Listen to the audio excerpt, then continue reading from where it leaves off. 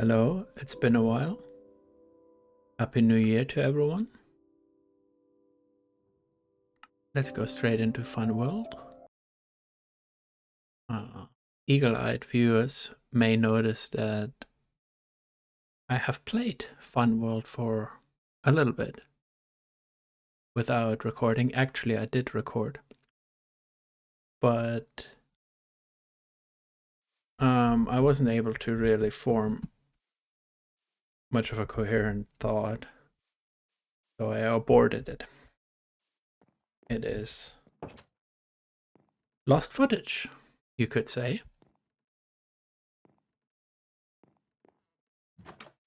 So hopefully today this will go better. It's the day of the inauguration of the US president. Donald Trump has become president again. And Elon Musk held a speech in which he did what I would say can only be described as seek-heiling. Which is pretty... I guess it's shocking to a lot of people. I assume that his supporters would claim that, well, either that it wasn't a seek-heil or that... Well, I'm pretty sure they do claim it wasn't a seek-heil. I saw someone say it's like, oh, it's actually a Roman salute, not a Nazi salute, which is pretty rich, actually. And I saw other people say, oh no, if you listen to it, look, he's saying it comes from the heart, he just means this, and it's just coincidence that it looks exactly the way that seek-heiling works. I think the reality, as it appears to me, is that he did Nazi salute, and he probably did it sort of as a dog whistle, I would say, although like there's not much dog part to it, it's just a whistle at this point. And perhaps the bigger reason is that it's like a meme or triggering the lips, who for some reason get triggered by Partisan. So that's how I read the situation. Basically, his followers probably find it particularly amusing that people are like, I mean, we know he did seek-heil, but like we will deny it, and it's so funny, it's so hilarious. I think that's kind of like what's happening. I don't think Elon Musk himself thinks the Nazis are great, per se. Like I think he thinks it's more funny that that people compare him to that, and so he leaned into it. That's my reading of the situation. Let me know what you think. That him and the administration are fascistic in certain aspects, I think, is also pretty clear. I had this discussion with a friend of mine about whether to call Donald Trump a fascist. And I was kind of saying about how I'm not opposed to that, but I don't think it's helping either, right? Like I feel like that's what he's being called all the time now, and it's not like it stopped anything, so I'm not sure that that alone is enough, right? Like clearly a lot of things have moved. I would say the Overton window has moved so far right that a lot of things that you would perhaps 5 years ago would have thought are career enders or people would actually be outraged is not the reality anymore. And I think it's partly just very partisan politics. I don't know, it's hard to say. Like we're living in a very interesting time, I would say. I mean, I can understand the massive frustration with the Democrats. I just find them incredibly unpleasant with the way that they're incompetent or actively harmful to things which is not to say that I don't think they're by far the better option among these two parties, but and like the way that Joe Biden and the Democrats basically allowed these massacres in Gaza is shocking. And I don't think that Trump stopped them. I think it's just it's convenient, right? Like it's convenient for Netanyahu, it's convenient for Trump to make it seem that way. As if he had like he's come into power and now he fixed it, which I don't think is true. And in reality, I think that Joe Biden could have basically stopped it. Like the US is the one that has most of the power in this situation and just chose not to use any of it because they don't care. Like let's be honest, the Democrats do not care about this. And I think that's also one of the things that I think has somewhat changed. Like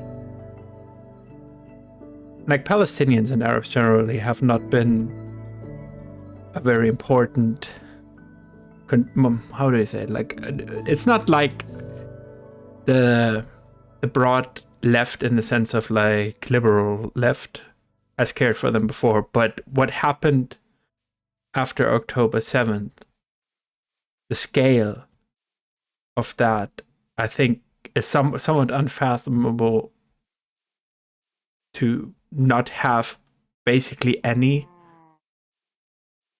opposition in the mainstream, right? Like you would, I don't know, I guess even I wouldn't have expected it, and I'm quite black-pilled for a lot of things. I've been using that term a lot lately. I'm very black-pilled about the world.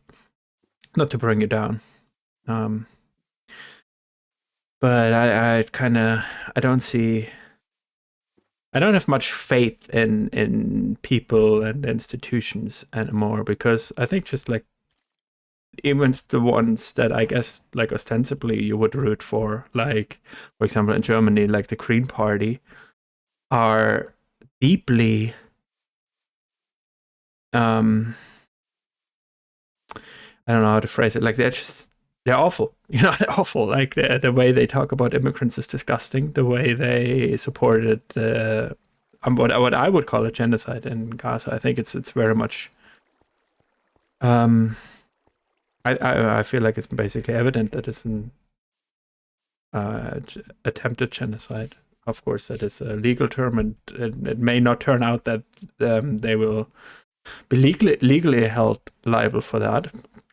Although even then, I would say like, well, a lot of the time people get away with crimes, and that doesn't mean that they didn't commit them. But yeah, where was I? Yeah. So anyways, like I feel like I wanted to go to a cave, and now I'm not finding it, but that's okay. I mean, just getting back into swing. There is. That's why I jumped around for ages, right? Is it not? I don't know. Anyways, yeah, so I don't have any faith in like the Green Party. I don't have any faith in the Social Democrats. They are fucking useless corporate shills. Yeah, so Germany's pretty bleak. Maybe I'll talk about this later because there's a election coming up, and I can add some of my thoughts. But yeah, somewhat black-pilled right now. In a way, I mean, I kind of think like we lost, like we in the sense of people of my political leaning, and the world as a whole lost when Bernie lost in 2016. That was the last jumping off point for things to not go this bad. That's kind of what I've been thinking. It's sad, but whoop. Oh, why did I go closer? But I mean, I did survive, and that's the most important thing. What do I need? I'm not very well equipped for spelunking. But yeah, so that's kind of what I've been thinking in terms of politics. I've been listening to a lot of interesting stuff. I've been trying to read more, instead of listening to the day-to-day politics. I'm kind of also like not using social media anymore, which I think has been overall a massive good for my mental and physical and all encompassing health. What did I say I needed? Fortress, that's it. So yeah, I mean, that's kind of like the thing. Like the world seems to be going downhill, and I mean, partly that is also like how social media portrays it. But things are in a lot of ways bad, right? Like you can look at statistics at. I mean, like let's talk about global warming, right? Like I mean, it's all going really, really badly. We're definitely not going to achieve any of the goals we said in the Paris Climate Agreement. The US just went out of that again as well. Trump did that. And also like all the financing, everything that was like, sustainable development, etc. BlackRock talking about everything needs to be green from now on. That's the only thing we will invest in. That's all being undone. So like even if there was hope to that, which I guess was already a bit of a Hail Mary to put your faith in corporate investment, it seems to not be on the agenda at all anymore anyways. So that's kind of dark. And on top of that, we're missing all the other limits to what the Earth can sustain. So yeah, that's a bit bad. Do I need a bone? I don't need a bone. Don't need dirt. I need that. Not really. Need that. Should I get? I mean, this is pretty good for spelunking. An egg? No. Bread should be good. No. Lapis lazuli. Yeah. Oh, well, I mean, I think this is pretty good. Maybe I should eat some of the bread. I hope the sound is okay too. I mean, I've not done this for a while now. So, you know what? I'm going to make more of the bread. After all, why shouldn't I make bread?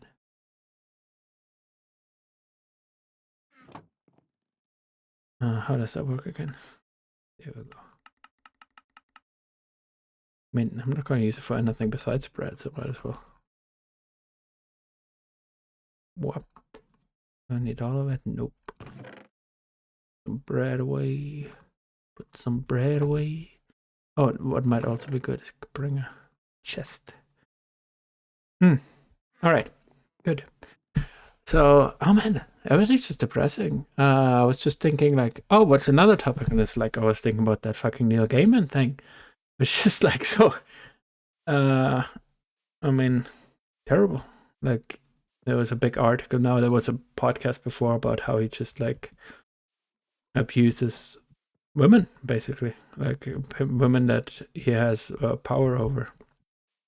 So that was also bad.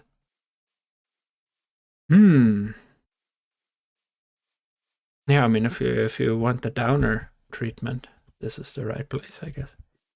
Didn't I used to be able to run? Yeah, okay, here we go.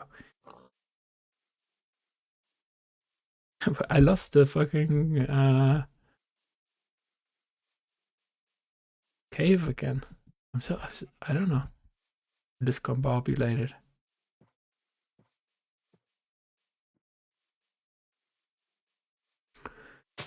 Boom, boom, boom. Oh no. Oh no, no, no. Oh no, no, yes. Alright, alright. Are we off to the spelunking? Ah! Creeper? I hardly know her. Very good, very good.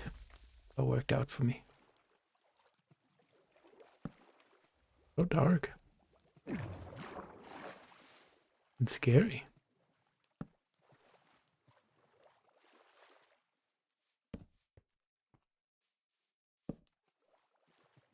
It's fun to play Minecraft again, though. You know? That was nice. Relaxing. Later today, I have a Japanese lesson, so I don't have that much time to play.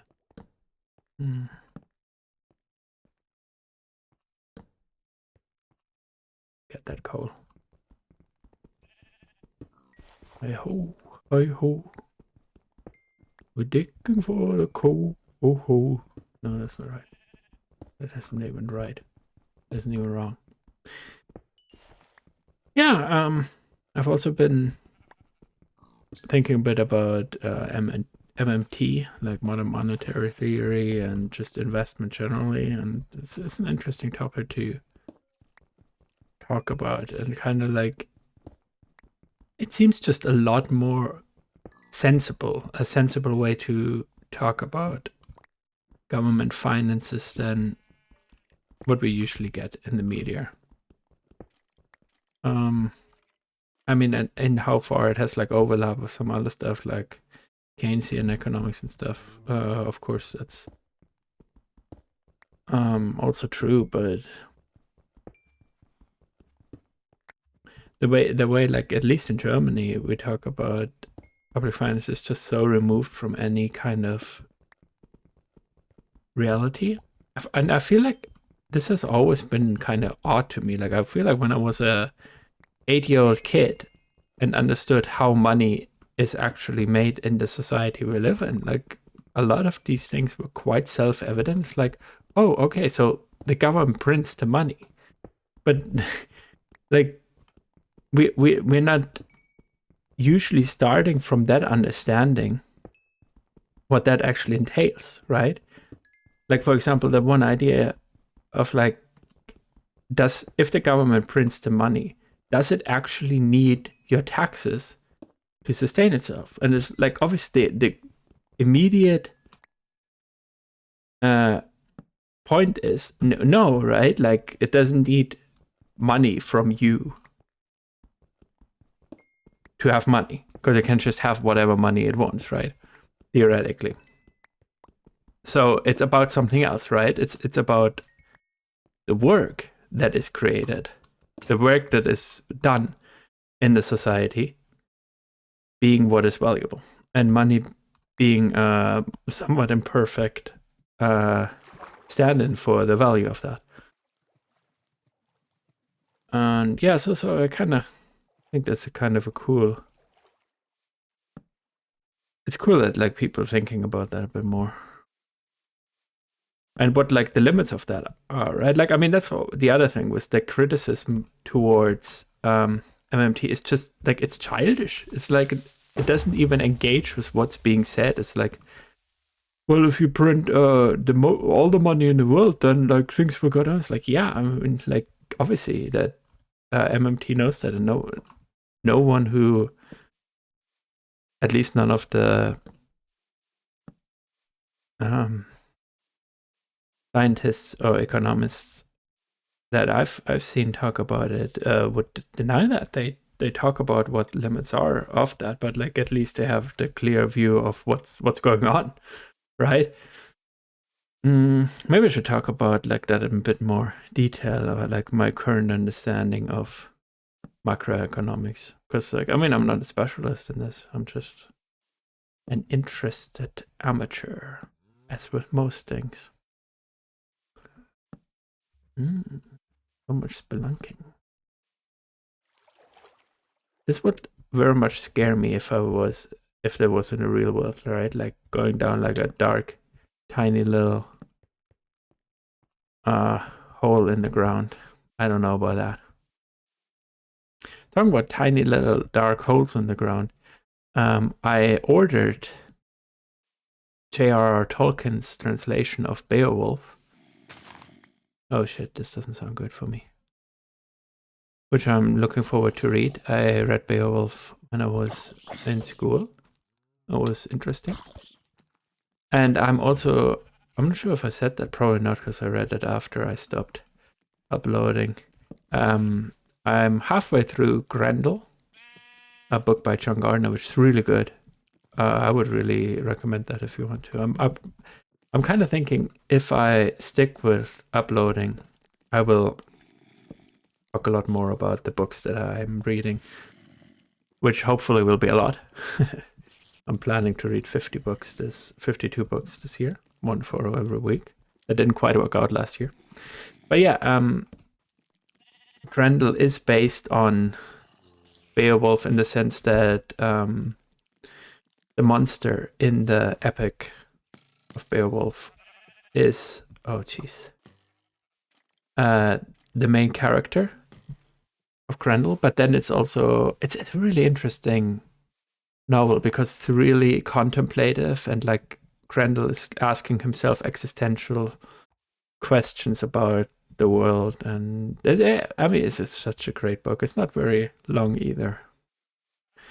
If you're interested in that kind of stuff, you should read it. Yupa, that tiny one. Good night. Yeah, I think that's actually probably just it for now. I'll hope to upload another one. I'm glad I finished this one. It's almost 22 minutes. That's good. That's a good amount. And I think I talked, even though it was a bit of a downer. I'm glad to get in this swing of things again. And I guess I'll see you in the next one. And you, like the world, stay spoopy, my friends.